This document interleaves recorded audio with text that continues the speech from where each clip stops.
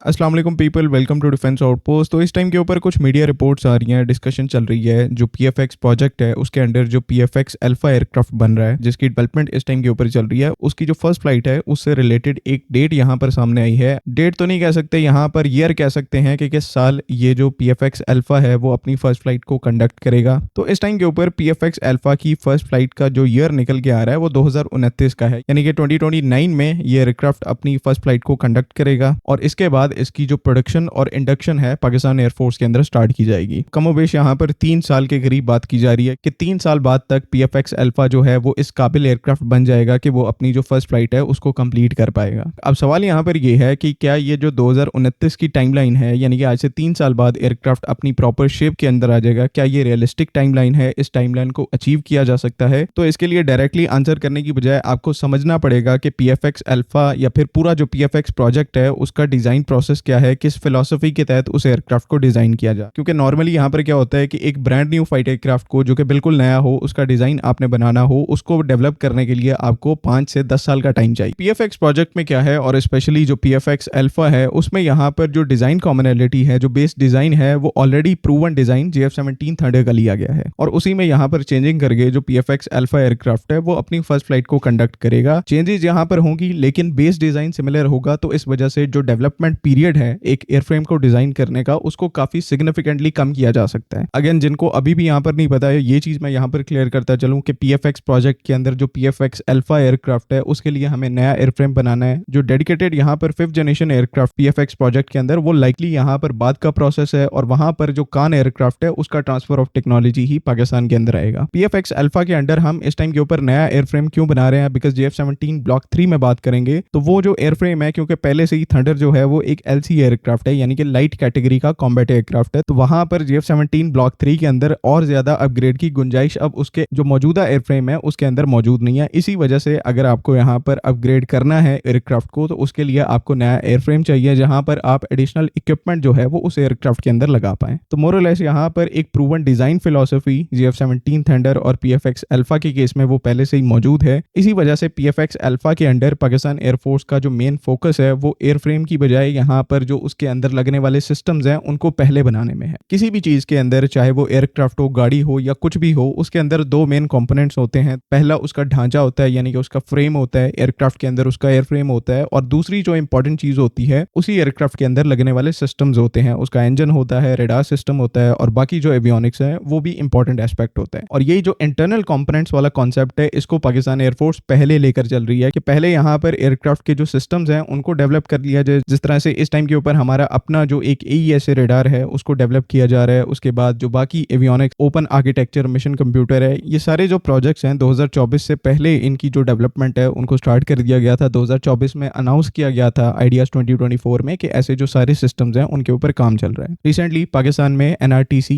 जो कि हमारा स्टेट ओन्ड इंस्टीट्यूट है, नेशनल रेडियो टेलीकम्युनिकेशन इंस्टीट्यूट, वहां पर AESA रेडार्स की जो फैब्रिकेशन है उसकी टेक्नोलॉजी को इंडिजिनाइज किया गया है। पीएफएक्स अल्फा के लिए ओपन आर्किटेक्चर मिशन कंप्यूटर इस टाइम के ऊपर पाकिस्तान एयरफोर्स खुद डिजाइन करे, और साथ ही साथ जो हमारे इंडिजिनस वेपन सिस्टम्स हैं एयर टू ग्राउंड कैटेगरी में, तो हमारे पास ऑलरेडी बहुत सारे सिस्टम्स हैं। एयर टू एयर डोमेन में हम इस टाइम के ऊपर तुर्की के साथ कोलैबोरेट करके जो हमारी फास्ट सीरीज की मजल्स हैं, जहां पर फास्ट 2 की जो रेंज है वो 180 किलोमीटर से ज्यादा होगी, तो पीस बाय पीस एक नेक्स्ट जनरेशन एयरक्राफ्ट के लिए जो कि JF-17 ब्लॉक 3 से एक अपग्रेडेड प्लेटफॉर्म होगा, वहां पर उसके जो सारे कंपोनेंट्स हैं साइमल्टेनियसली उसके ऊपर काम चल रहा है। और ये जो 3 साल की टाइमलाइन यहाँ पर निकल के आ रही है, यानी कि 2026 से 29 की, यहाँ पर क्या होगा कि जो सिस्टम्स हम डेवलप करते आ रहे हैं उनको ऑलरेडी एग्जिस्टिंग JF-17 थंडर जो बेसलाइन एयरक्राफ्ट है उनके ऊपर टेस्ट किया जाएगा, जो कि ये काम जो है वो नेस्टेप की तरफ से कैरी आउट किया जाएगा। जो कंपोनेंट्स और सिस्टम्स की डेवलपमेंट है उसको नेस्टेप लेके चल रही है, और जो एयरफ्रेम की मैन्युफैक्चरिंग है, डेवलपमेंट है, वो PSC कामरा के थ्रू की जाएगी। और वहीं पर PSC कामरा अपना जो एक्सपीरियंस है JF-17 थंडर के एग्जिस्टिंग एरोडायनामिक डिजाइन में उसको यूटिलाइज करेगी और एग्जिस्टिंग डिजाइन के अंदर चेंजेस करके जो पीएफएक्स अल्फा का एयरफ्रेम है उसको रेडी किया जाएगा। तो जो क्रूशियल फेज है इस टाइम के ऊपर इस पूरे प्रोजेक्ट का, यानी कि एयरक्राफ्ट के अंदर लगने वाले कंपोनेंट्स को डेवलप करना, वो इस टाइम के ऊपर अपनी टाइमलाइन के हिसाब से वो सारे प्रोजेक्ट्स चल रहे हैं। अगर इसी तरह से सब कुछ यहाँ पर चलता रहता है तो इस चीज के बहुत अच्छे चांसेस हैं कि 2029 तक, यानी आज से 3 साल बाद, हम पीएफएक्स अल्फा एयरक्राफ्ट को देख सकते हैं और इवन उसकी जो फर्स्ट फ्लाइट है उसको भी कंडक्ट करते हुए देख सकते हैं। अगेन वही बात मेंशन करने की यहाँ पर जरूरत है कि पीएफएक्स अल्फा जो है वो कोई proper 5th generation proper stealth aircraft aircraft बिल्कुल भी नहीं होगा। ये एग्जिस्टिंग GF-17 थर्ड के डिजाइन के ऊपर बेस्ड प्लेटफॉर्म होगा, जहां पर better avionics, better radar system और बेटर इंजन को इंटीग्रेट किया जाएगा। और इन सब को इंटीग्रेट करने के लिए एयरफ्रेम को थोड़ा सा बड़ा किया जाएगा, उसमें मॉडिफिकेशंस की जाएंगी एंड साथ ही साथ RCS को मॉडर्न 4.5 प्लस जनरेशन के एयरक्राफ्ट तक लाने के लिए यहाँ पर कंपोजिट मटेरियल और स्टेल्थ कोटिंग का इस्तेमाल किया जाएगा। ये कोई इंटरनल वेपन बे के साथ आने वाला प्रॉपर 5th जनरेशन एयरक्राफ्ट बिल्कुल भी नहीं होगा। मोर लाइक इसको आप यहाँ पर इसकी जो एक परफेक्ट एग्जांपल है वो इस टाइम के ऊपर साउथ कोरिया का जो KF-21 बुरामे एयरक्राफ्ट है उसके तौर पर आप इसको ले सकते हैं कि जो फिलोसफी वहां पर यूज की जा रही है वही PFX अल्फा या फिर GF-17 ब्लॉक 4 जो एयरक्राफ्ट है उसके अंदर इस्तेमाल की जाएगी। लास्टली यहाँ पर ये एक पॉइंट मेंशन करना भी जरूरी है कि अगर जो इस एयरक्राफ्ट की यानी कि PFX अल्फा की जो फर्स्ट फ्लाइट है वो लेट हो जाती है तो उसका कोई सिग्निफिकेंट इंपैक्ट जो है वो इस पूरे प्रोग्राम के ऊपर नहीं पड़ेगा, बिकॉज ऑलरेडी इसके जो इंटरनल कंपोनेंट्स हैं उनको हम पहले ही डिजाइन कर चुके होंगे। नॉर्मली कोई भी कंट्री नया फाइट एयरक्राफ्ट बनाती है तो सबसे पहले यहाँ पर एयरफ्रेम को वैलिडेट किया जाता है, यानी कि एयरफ्रेम की फर्स्ट फ्लाइट करवाई जाती है। उसके बाद आहिस्ता आहिस्ता एवियोनिक्स को डेवलप किया जाता है, रेडार सिस्टम्स को डेवलप किया जाता है एंड देन वो जो पूरा प्रोसेस है 10-15 साल तक खिंच जाता है। और ये सब जो है वो फर्स्ट फ्लाइट करने के बाद होता है, यानी कि फर्स्ट फ्लाइट के बाद 10-15 साल में एयरक्राफ्ट जो है वो डेवलप होके कंप्लीट होता है। PFX अल्फा में क्या है कि कंपोनेंट्स को पहले डेवलप किया जा रहा है जहां पर ज्यादा टाइम लगता है, और जो फर्स्ट फ्लाइट है इस एयरक्राफ्ट की उसको इसके जो सिस्टम्स हैं उनको डेवलप होने के बाद परफॉर्म करवाया जाएगा। तो अगर सब कुछ प्लान के हिसाब से चलता है, टाइमलाइन जो है उसके अंदर डिले देखने को नहीं मिलता, तो 2029 से 30 का जो ये टाइम फ्रेम है उसके अंदर आपको PFX अल्फा की जो फर्स्ट फ्लाइट है वो देखने को मिल सकती है। तो ये सारी सिचुएशन है। बाकी इस पूरी जो कन्वर्सेशन है इसके अंदर और भी बहुत सारी वेरिएशंस हैं जिनको एक वीडियो में डिस्कस नहीं किया जा सकता। तो आहिस्ता आहिस्ता टाइम के साथ साथ हम जो है वो इस पूरे प्रोजेक्ट के ऊपर, स्पेशली PFX अल्फा के ऊपर, जैसे जैसे हमें कोई इन्फॉर्मेशन मिलती है हम इंशाल्लाह आपके साथ जरूर उसको शेयर करेंगे, क्योंकि ये ऐसा प्रोजेक्ट है जिसको लेकर पाकिस्तान एयरफोर्स काफी ज्यादा सीरियस है। और जो हमारा नया R&D डिपार्टमेंट है नेस्ट एप, उसका ये एक पहला मेजर प्रोजेक्ट है। तो बहुत सारी एक्सपेक्टेशंस हैं, बहुत सारी प्रोग्रेस जो है वो बैकग्राउंड में की जा रही है। तो इससे रिलेटेड हमें आने वाले टाइम में अच्छी अपडेट्स भी देखने को मिलेंगी। अपने ओपिनियंस जो हैं वो काइंडली कमेंट बॉक्स में जरूर लिखें। अगली वीडियो तक के लिए अल्लाह हाफिज़। पाकिस्तान जिंदाबाद।